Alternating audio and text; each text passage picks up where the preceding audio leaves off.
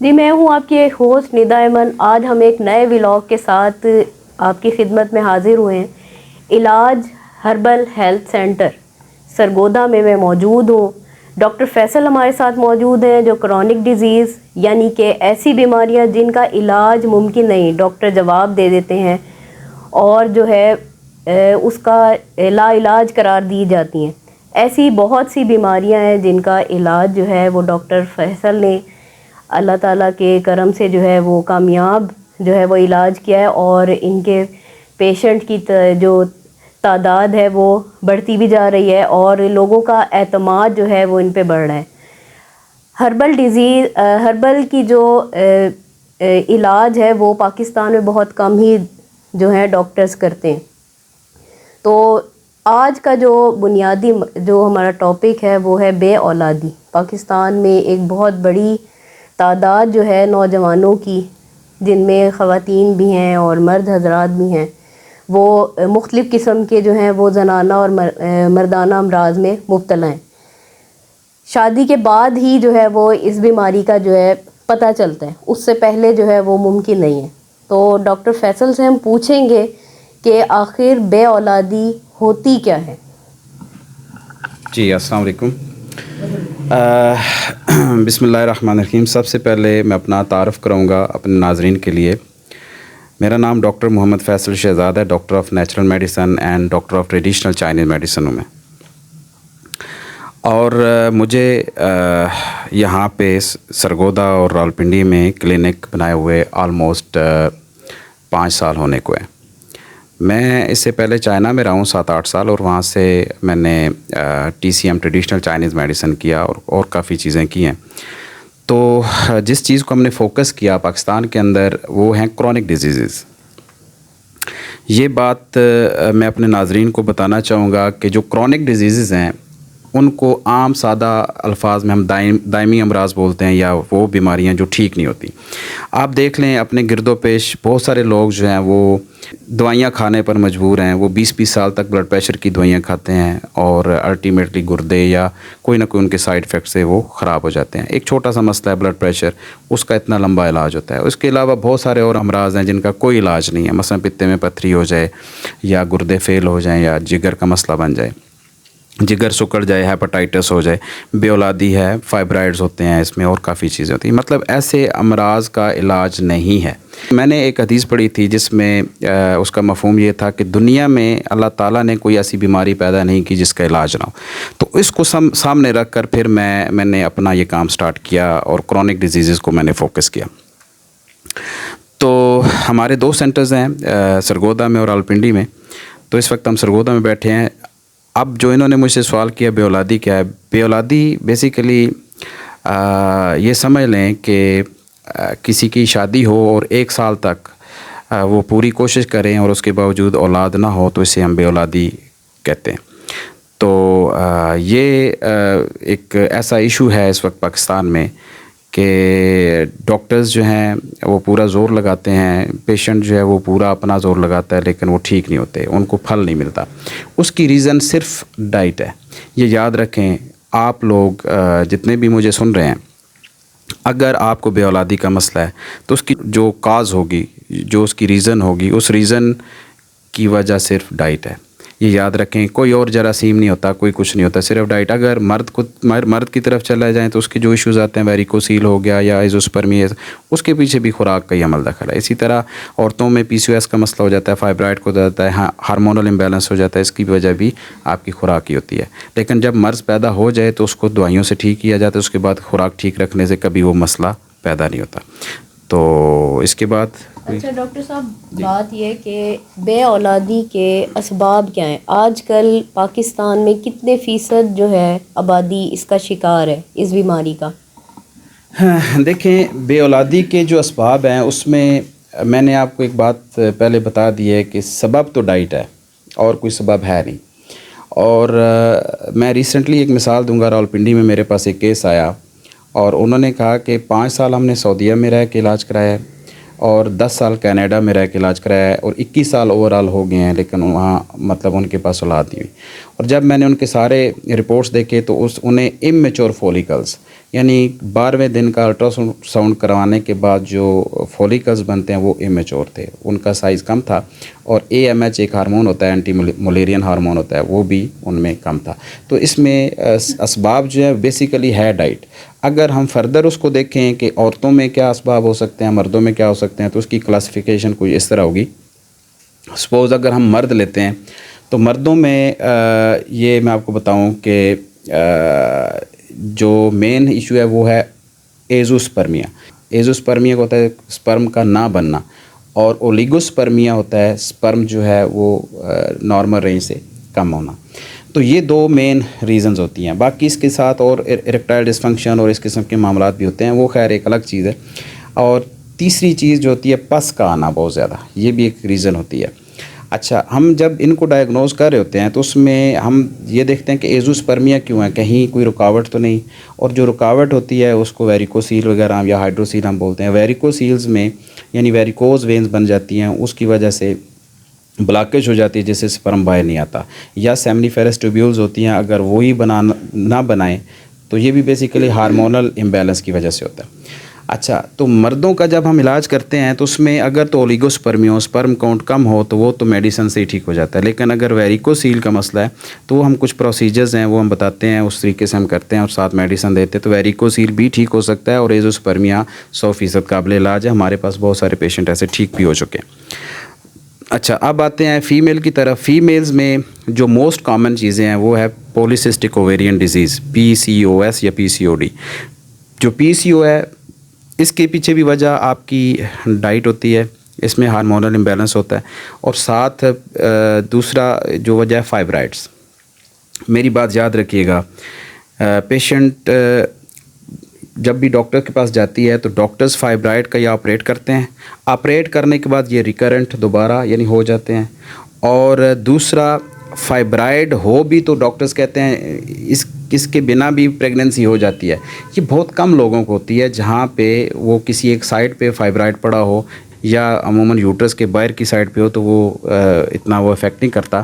اگر وہ یوٹرس کے اندر کی طرف فائبرائڈ کی پروجیکشن ہوگی تو وہ وہاں پہ اریٹنٹ کے طور پر کام کرتا ہے اور پریگننسی نہیں ہوتی, عموماً مسڈ ابارشن یا کوئی اس طرح کا معاملہ ہوتا ہے, مس کیریج وغیرہ. تو فائبرائڈ کا ہمارے پاس بہترین علاج ہے. میرے فیس بک اکاؤنٹ پہ اگر دیکھیں بہت ساری رپورٹس ہم نے لگائی ہوئی ہیں بیفور اینڈ آفٹر, تو وہ آپ دیکھ سکتے ہیں, اس میں فائبرائڈ کا علاج ہوا پڑا ہے. اسی طرح ہمارے پاس جو اور PCOS کا ہے وہ بہت ساری عورتوں کا ہم نے علاج کیا اور وہ ٹھیک ہو چکا ہے. تو یہ ساری چیزیں قابل علاج ہیں. اس میں جو مین ریزن ہوتی ہے وہ صرف ڈائٹ ہے. آپ لوگ اگر بہت زیادہ گوشت خوری کریں گے, آپ بہت زیادہ چاول کھائیں گے, بہت زیادہ آپ فاسٹ فوڈ کھائیں گے یا اس قسم کی چٹپٹی مسالے دار چیزیں کھائیں گے, تو پھر یہ چیزیں آپ کو ہونی ہیں.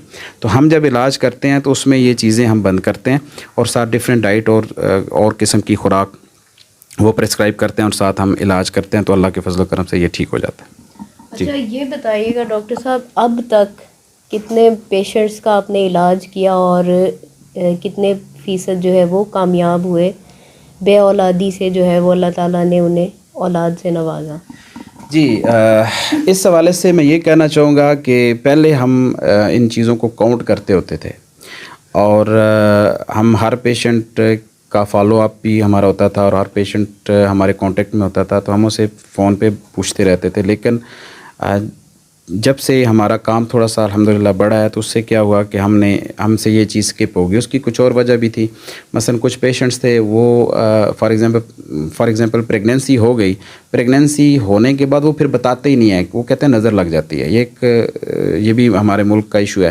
وہ کسی کو پھر بتانا نہیں, تاکہ وہ بتائیں گے تو وہ پھر کسی کی نظر لگ جاتی ہے اور پھر ابارشن ہو جاتا ہے. تو مجھے بہت سارے ایسے لوگ ہیں جن کا ابارشن ہونے کے بعد پتہ چلا جی وہ 2.5 مہینے کی پریگننسی تھی, 3 ماہ کی تھی, اور اس کے بعد وہ ابارشن ہو گیا. تو میں نے جب ان سے انکوائر کیا, پوچھا, تو وہ پھر آگے سے یہ کہتے ہیں جی ہمیں کسی نے منع کیا تھا کہ آپ کسی کو بتانا نہیں ہے, اس میں یہ مسئلہ ہے وہ مسئلہ ہے. تو ہمارے پاس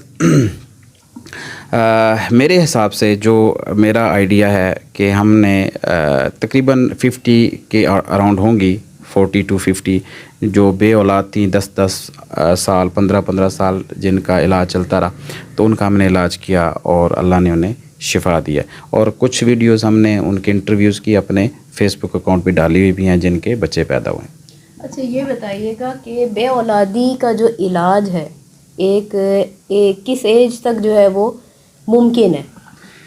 جی دیکھیں، مرد جو ہے وہ تو چاہے 80 سال کا بھی ہے 100 سال کا بھی ہے، تو اس میں سپرم کاؤنٹ جو ہے وہ اللہ نے ایسا سسٹم رکھا ہے کہ اس کے جینز میں ہے کہ وہ بنتا رہتا ہے. لیکن عورتوں کا جو نمبر آف فولیکلز ہیں، جو ہم اووا بولتے ہیں، ایگ بولتے ہیں، انڈے بولتے ہیں، وہ لمیٹڈ ہوتے ہیں. وہ عموماً 40 کے بعد کسی وقت بھی وہ ٹائم آ سکتا ہے، 45 میں، 50 میں، 55 میں، 60 میں، کہ جسے ہم مینوپاز بولتے ہیں، یعنی کہ اس کا مینسٹریشن کا آنا بند ہو جاتا ہے. تو وہ ایک ایج ہے، اس سے پہلے ہی علاج ہوگا. اس کے بعد پھر کوئی دنیا کا انسان اس کا علاج نہیں کر سکتا، کیونکہ اس وقت ایک ہارمونل چینج آتا ہے اور آپ کا مینوپاز سٹارٹ ہو جاتا ہے، پیریڈز آپ کے آنا بند ہو جاتے ہیں، اور اس کے بعد پھر علاج نہیں ہوتا.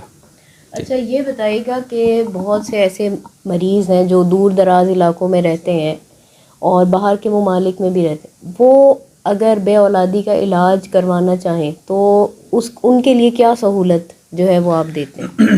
دیکھیں، میں نے آپ کو ایک مثال دی تھی کہ کینیڈا سے 10 سال علاج کرانے کے بعد وہ پیشنٹ اب ہمارے پاس آئے ہیں. 21 سال ان کے یہ الفاظ تھے کہ ہمارے 21 سال ضائع ہو گئے.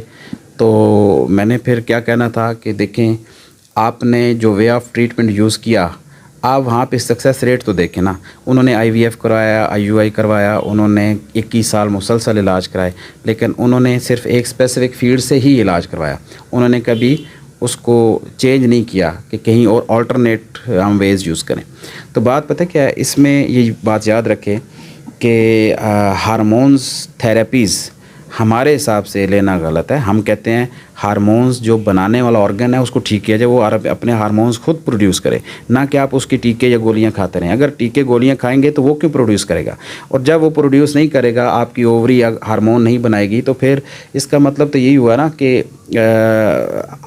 آپ کی جو اووری ہے وہ اسے تو یہ میسج فیڈ بیک مل رہا ہے کہ میرے خون میں ہارمون پورا ہے، لہٰذا تم نہ بناؤ. وہ پھر نہیں بنائے گی، وہ ریگریشن میں چلی جائے گی. تو اس لیے ہم اس کو ایکٹیو کرتے ہیں، ہم اووریز کو ایکٹیو کرتے ہیں. اب رہا مسئلہ کہ جو لوگ دور دراز سے آئے ہیں، بہت مطلب اس ملک کے نہیں ہیں، کسی فارن کنٹری میں رہتے ہیں، تو ان کے لیے میرا میسج یہ ہے کہ آپ اپنی رپورٹس، اب یہ یاد رکھیے گا، یہ سب کے لیے میسج ہے کہ آپ اگر فیمیل ہیں، آپ میں ایشو ہے، تو مینسٹریشن کے 12ویں دن کا الٹرا ساؤنڈ، بس ایک ہی چیز ہمیں چاہیے. ہمیں کوئی AMH نہیں چاہیے، ہمیں کوئی FSH نہیں چاہیے، LH نہیں چاہیے، ہمیں کوئی اور ہارمون نہیں چاہیے. اگر آپ ہارمون کا ایشو ہے بھی آپ کا، تو پیلوک الٹرا ساؤنڈ کروانا آپ نے، زیر ناف الٹرا ساؤنڈ. اس الٹرا ساؤنڈ میں ایک چیز ڈاکٹر سے کہنا ہے کہ فوکس کرے. اگر وہاں پہ سسٹ ہے، کوئی پولیسسٹک اووریز ہیں وہ لکھے، فائبرائڈز ہیں وہ لکھے، اور اسے یہ کہنا ہے کہ ہمارے انڈوں کا سائز لازمی رکھے، کیا انڈے بن رہے ہیں یا نہیں بن رہے.